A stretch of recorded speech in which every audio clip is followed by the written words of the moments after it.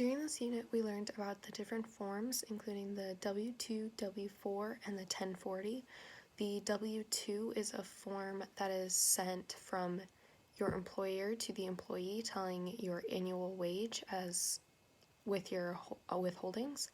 The W-4 is sent from the employee to the employer, telling their tax situation so the employer knows how much to withhold. The 1040 is a standard form from the IRS so people can get tax refunds. We also learned about the different ways to file your taxes, which are paper, software, and then hiring somebody to do it. We learned about the different pros and cons of these. The pros of paper would be that you have complete control over it. The cons is that you have no one or nothing checking it to make sure that you do it all right. The pros of the software is many people are using it, as well as you have somebody to kind of check it and make sure you get everything done. The cons is that you have to buy it, so it's a little bit more expensive. And then the third one, having a person do it. The cons are that it's expensive and you have no control over it, but the pros are that it would be done very well.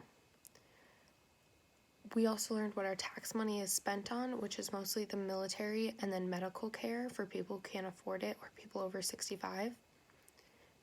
We also learned why the government needs taxes, and this is to pay for essentials for people who can't afford them, as well as so the government can function. We learned about income tax, which is paying for federal, state, and local taxes. We learned about how this can differ from the places that you live. Like we looked at, it was a lot more expensive to live in California than Oregon. We also learned about tax bracket and marginal rates and how that changes with your income.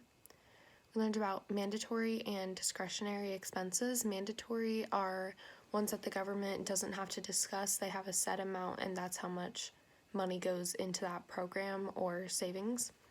And then the discretionary expenses are expenses that they have to discuss to decide how much goes into that section.